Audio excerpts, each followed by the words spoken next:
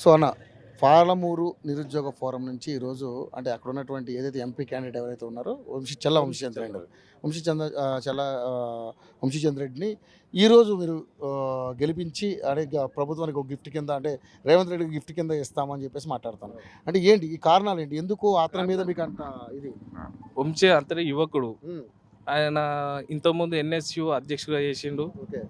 యువజన కాంగ్రెస్ అధ్యక్షునిగా కూడా కొనసాగిండు. కొంచెం ముఖ్యంగా ఏంటంటే డైనమిక్ లీడర్ అతను. ఓకే.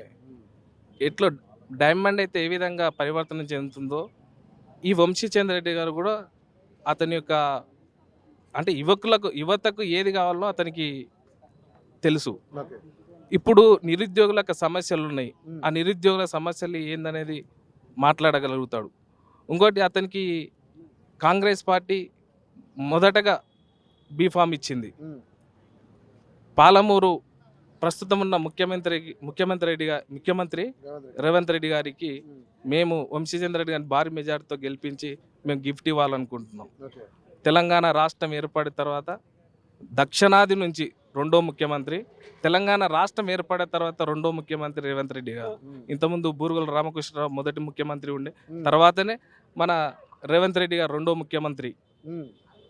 తెలంగాణ రాష్ట్రం ఏర్పడిన రెండో ముఖ్యంగా ఏంటంటే రేవంత్ రెడ్డి గారి ఫోకస్ నిరుద్యోగుల పైన ఉంది ప్రస్తుతం. అంటే గత ప్రభుత్వం చేసిన తప్పిదాలను వీళ్ళు రిపీట్ చేయలేదు. గత ప్రభుత్వంలో కేసీఆర్ నిరుద్యోగుల యొక్క రక్తాన్ని పీల్చుకొని తాగాడు. అది గ్రహించి వారి యొక్క మేనిఫెస్టోలోనే నిరుద్యోగులకు అంటే 100 రోజుల్లోనే 2 లక్షల ఉద్యోగాలు భర్తీ చేయాలనే ఒక ముఖ్య ఉద్దేశంతో ఉంది కనుక మేము ఈరోజు వంశీచంద్ర రెడ్డి గారిని గెలిపించి అతని ద్వారా ఇంకా ముఖ్యమంత్రి గారికి నిరుద్యోగులకు ఇంకా ఏమేమి కావాలనో, ఏమేమి సౌకర్యాలు కావాలి, ఇంకా అంటే ఇప్పుడు నైపుణ్య విద్యా సంస్థలు కూడా చేస్తున్నారు, ఐటీఐ దాంట్లో కొత్త ఇంట్రొడ్యూస్ చేస్తున్నారు. ఇంకా అలాంటి విషయాలని మేము వంశీచంద్ర రెడ్డి ద్వారా రేవంత్ రెడ్డి గారికి తెలియనికే చెప్తాం. అందుకని ఆ ఉద్దేశంతోనే మేము కాంగ్రెస్ పార్టీకి మద్దతు ఇస్తున్నాం. పాలమూరు విద్యార్థి ఫోరం తరపున ముఖ్యంగా ఏంటంటే కాంగ్రెస్ డిఎన్ఏలనే పాజిటివ్ ఉంటుంది. పాజిటివ్ అంటే ఏదైనా ఒక పాజిటివ్ కోణంలో ఆలోచిస్తే తప్ప కాంట్రవర్సీ అయితే ఎక్కడ కూడా ఉండదు కాంగ్రెస్ పార్టీలో. గత ప్రభుత్వాలు నిరుద్యోగులను ఏ విధంగా విస్మరించినట్టుగా మీరు కూడా చూసిండ్రు. తెలంగాణ ఉద్యమ సమయంలో కూడా తెలంగాణ ఉద్యమం ఎజిటేషన్ జరిగిందే ఉద్యోగాల కొరకు. నీళ్లు నియామకాలు పక్కకు పెట్టేసి గత ప్రభుత్వం 10 సంవత్సరాల నిధులను దోచుకున్నది, నీళ్లను అమ్ముకున్నది, నిరుద్యోగులను నట్టేట ముంచింది. 10 సంవత్సరాల వయసు అంటే 10 సంవత్సరాలు ఏర్పాటైన తర్వాత 10 సంవత్సరాల వయసు స్పాయిల్ అయింది. ఒక్కొక్క అభ్యర్థి 10 సంవత్సరాలు లాస్ అయినట్టే, జీవితంలో 25% ఆల్మోస్ట్ కోల్పోయినట్లే. ప్రస్తుతం ఉన్న ప్రజాప్రభుత్వం నిరుద్యోగులకు కావాల్సిన నోటిఫికేషన్స్ ఇవ్వడం జరిగింది. 32,000 ఉద్యోగాలు అంటే గత ప్రభుత్వం పెండింగ్లో పెట్టి ప్రస్తుత ప్రభుత్వం ఆ 32 ఉద్యోగాల నియామక పత్రాలు 32,000 ఉద్యోగాల నోటిఫికేషన్ ఇవ్వకుండా కేవలం 11,000 చిల్లర 13,000 చిల్లర నోటిఫికేషన్ ఇవ్వడానికి కారణాలు ఏంటంటారు? గత ప్రభుత్వం మెగా డిఎస్సి అని చెప్పి 5,000 ఉద్యోగాలకు నోటిఫికేషన్ ఇవ్వడం జరిగింది. అయితే మనకు కొన్ని బిస్వాల్ కమిటీ కానీ ఏ కమిటీ కానీ కొన్ని 90,000 ఉద్యోగాలు ఖాళీలు ఉన్నాయని చెప్పి కమిటీలే రిపోర్ట్ ఇవ్వడం జరిగింది. అయితే గత ప్రభుత్వం 5,000కు డిఎస్సి నోటిఫికేషన్ ఇస్తే ప్రస్తుత ప్రభుత్వము 11,000కు మెగా డిఎస్సి ఇచ్చింది. అంటే విద్యార్థుల పక్షాన ఈ కాంగ్రెస్ ప్రభుత్వం పనిచేస్తుందనే మా యొక్క ఉద్దేశం. ఎందుకంటే మాకు ఒక నమ్మకం ఏర్పడ్డది. 11,000 ఉద్యోగాల నోటిఫికేషన్ నాట్ పాసిబుల్. ఉమ్మడి ఏపీల తర్వాత ఇప్పుడే ఆంధ్రప్రదేశ్ తర్వాత తెలంగాణ రాష్ట్రంలో 11,000 ఉద్యోగాల నోటిఫికేషన్ రావడం, ఇంత భారీ ఉద్యోగ నోటిఫికేషన్ రావడం కనుక అందరు కూడా నిరుద్యోగులు అంటే కొన్ని లక్షలాది మంది బీఈడీ చేసిన వాళ్ళు ఉన్నారు. వాళ్ళకి కూడా అందరూ ఇప్పుడు లైబ్రరీలో ప్రశాంతంగా అంటే నోటిఫికేషన్ వచ్చింది, డేట్ వచ్చింది, ఇక మాకు ఎగ్జామ్ రాసేదే ముఖ్యం. మేము తొందరగా అంటే గత ప్రభుత్వం లాగా కాదు, ఏదో ఉద్యోగ నోటిఫికేషన్ ఈ రోజు ఇచ్చి 2 సంవత్సరాల తర్వాత ఫిలప్ చేయడం, అది కూడా మళ్ళీ కోర్టులో ఉందని చెప్పి మళ్ళీ ఒక పెండింగ్ పెట్టడం, ఇటువంటి కార్యక్రమాలు చేసింది. ప్రస్తుత ప్రభుత్వం అటువంటి ప్రాథమికం లేదు.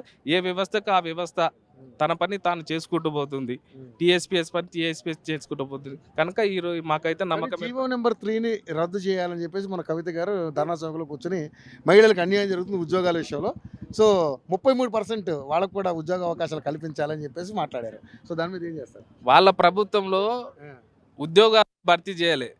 భర్తీ చేయలేదంటే మహిళలకు కూడా ఆ రిజర్వేషన్ అనేది భర్తీ చేయలేని విషయం వాళ్ళకి తెలుసు. అంటే ఉద్యోగాలు భర్తీ చేసింటే మహిళలకు మేము ఎన్ని ఇచ్చినామనే విషయాన్ని తెలుస్తుండే. ఆల్రెడీ గతంలో కూడా కాంగ్రెస్ పార్టీ అనేక ఉద్యోగ నోటిఫికేషన్లు ఇచ్చింది, 33% రిజర్వేషన్ తీసుకొచ్చింది. ఇప్పుడు కాదు, ఎప్పటి నుంచో ఇంప్లిమెంటేషన్ జరుగుతూనే ఉన్నాయి. వాళ్ళు కొత్తగా చెప్పాల్సిన అవసరం లేదు, వాళ్ళకి అవగాహన లేదు. అంటే వ్యవస్థలో ఉద్యోగ నోటిఫికేషన్ను కరెక్ట్ వేళ ఫుల్ఫిల్ చేస్తే వాళ్ళకి రిజర్వేషన్ రోస్టర్ పాయింట్ అనేది వాళ్ళకి తెలుస్తుండే. ఆ విధంగా చేయలేదు. ఒక నోటిఫికేషన్ ఇవ్వడం, దాంట్లో లొసుగులు పెట్టి పక్కకు పెట్టడం, మాసంటి విద్యార్థి ఎమోషనల్స్ ఉంటాం కదా, కోర్టులో పోయి కేసు వేస్తే దాని మీద స్టే రావడం. ఈ లేదంటే కోర్టులో స్టే ఉంది, దీన్ని మేము ఏం చేయలేము. అంటే వాళ్ళే లొసుగులు క్రియేట్ చేసి వాళ్ళే ఈ స్టేకు ఆస్కారం కల్పించేది గత ప్రభుత్వం. ఇంకా వాళ్ళు మాట్లాడాల్సిన అవసరం కూడా లేదు, వాళ్ళకి అర్హత కూడా లేదు. సో మొత్తాన్ని చూసుకుంటే ఈసారి 17 గెలిచే అవకాశం ఉందంటారా? నియర్గా 15+ ఎక్స్పెక్టేషన్స్ ఉన్నాయి. ఎందుకంటే ఇప్పుడు గ్రామాలలో అభయాస్తం ఆల్రెడీ ఇంప్లిమెంటేషన్ జరుగుతుంది, 6 గ్యారంటీలు. నిన్ననే ఖమ్మంలో భద్రాచలం శ్రీ రాములవారి సన్నదిలో కూడా ఇందిరమ్మ ఇళ్ళ కార్యక్రమం జరిగింది. ఆల్రెడీ 0 కరెంటు బిల్లు కూడా ఇంప్లిమెంటేషన్ అయ్యింది. ఇంకా కొన్ని ఏమున్నాయంటే ఒక రైతు రుణమాఫీ, అది కూడా త్వరలో వస్తుందని చెప్పి కూడా ఆశిస్తున్నాము. ఆ గ్యాస్ ఆల్మోస్ట్ అంటే మా జిల్లాలో ఎమ్మెల్సీ కోడ్ ఉంది కనుక అది కొంచెం పోస్ట్ పోన్ లో ఉంది. పోస్ట్ పోన్ ఉంటే అది త్వరలోనే మా జిల్లాలో కూడా ఇంప్లిమెంటేషన్ అవుతుంది. ఎంత మెజారిటీతో గెలిపించుకుందాం అనుకుంటున్నారు? నియర్గా 70,000+ అంటే నియర్ 1 lakh మెజారిటీతో గెలిపించుకోవాలి. ఎందుకంటే ముఖ్యమంత్రి జిల్లా కనుక ఆ విధంగా ఉంటేనే అతనికి కూడా క్రేజ్ ఉంటుంది. ఇంకా ఆయన ఎమోషనల్గా ఇంకా కొన్ని నిర్ణయాలు కూడా పాలమూరు మీరు చూశారుగా, నారాయణపేట ఎత్తిపోతల పథకాన్ని కూడా ఆల్రెడీ ఆల్మోస్ట్ శ్రీకారం చుట్టిండు. దానివల్ల 1,00,000 ఎకరాలకు నీరు అందిస్తున్నాడు. అక్కడ ఉన్నటువంటి పెండింగ్ లో ఉన్నటువంటి ప్రాజెక్టులు కూడా పూర్తి చేసే అవకాశం లేదు. అంటే రైతుల విజనే బడుగు బలహీన వర్గాలు కదా, ఆయన ముందున్న కాన్సెప్టే బడుగు బలహీన వర్గాలు. అంటే ముందు రైతులు, తర్వాత నిరుద్యోగులు. ఇప్పుడున్న అసంఘటిత కార్మికులకు కూడా వాళ్ళు ఏదో చేకూర్చాలని చెప్పి ప్లాన్ చేస్తున్నారు. రైతు భరోసా కింద 15,000, ఇంకా కౌలుదారి చట్టం కూడా తేవాలని కూడా అది కూడా ఇంప్లిమెంటేషన్లో పెడుతున్నారు. వాళ్ళకు కూడా ఎంతో అంత అంటే ఇంతకుముందు గత ప్రభుత్వం ఏం చేసిందంటే 10 ఎకరాలు ఉన్న రైతు కౌలుకి ఇచ్చుకొని పోతాడు, ఆడొచ్చేసి హైదరాబాద్లో ఉంటాడు, వానికి రైతు బంధు వచ్చేసింది, ఇక్కడ కౌలు వచ్చేసింది. కౌలు రైతులకు ఉపయోగకరం ఏది జరగలే. పంట పండినా పండకున్నా ఆ భూ యజమానికి మాత్రం కౌలు చెల్లించేసేది. అంటే పంట పండలేదనుకో ఎన్నో అప్పు తెచ్చి మళ్ళీ భూ యజమానికి ఇవ్వాల్సిందే. అది గ్రహించిన మన ముఖ్యమంత్రి రేవంత్ రెడ్డి గారు కౌలు చట్టం తీసుకురంటే, అంతకుముందు ఎప్పుడు మనకు 1945-50 ఆ మధ్యలో ఉన్నది కౌలుదారి చట్టం. మళ్ళీ ప్రజెంట్ ఆ పదం వాడుకలోకి వస్తుందంటే అది రేవంత్ రెడ్డి గారి చొరవ.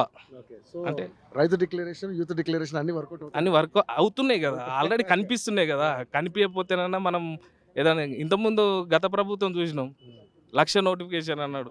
ఆల్రెడీ మీరు చూస్తూనే ఉన్న కేటీఆర్ 2 లక్షల ఉద్యోగాలు నియామకం జరిగిందంటే, మళ్ళీ ఇప్పుడు 10,000 ఉద్యోగాల నోటిఫికేషన్ డిఎస్సి ఏ విధంగా వచ్చింది అంటే మీరు ఫిల్అప్ చేయలేదు. ఏదో కాంట్రాక్ట్ వైజెస్గా ఉన్న వాళ్ళని తీసుకొచ్చిండ్రు, ఏదో మన టెంపరీ అవుట్సోర్సింగ్స్ ఇవన్నీ ఇన్క్లూడ్ చేసి 2 లక్షల ఉద్యోగాలను చూపించింది తప్ప వాళ్ళు జెన్యున్గా ఫిల్అప్ చేసినవి నియర్గా ఒక పోలీసు ఉద్యోగాలు తప్ప. అంటే వాళ్ళకి రక్షణకైతే ఏదైతే కావాల్సి ఉంటో ఆ ఉద్యోగాలను ఫిల్అప్ చేసుకున్నారు అంతే. అంతకు మించి వేరే ఉద్యోగాలు ఏం ఫిల్అప్ చేయలేదు వాళ్ళు. ఏమంటే రాజుల సొమ్ము రాలపాలన్నట్లు ప్రజల సొమ్ము విచ్చలవిడిగా ఖర్చు పెట్టింది గత ప్రభుత్వం. ప్రస్తుత ప్రభుత్వం ప్రజల కొరకు ప్రజల ఆదాయాన్ని ప్రజలకే పంచాలనే ఆలోచనతోనే ఉంది. Thank you so much.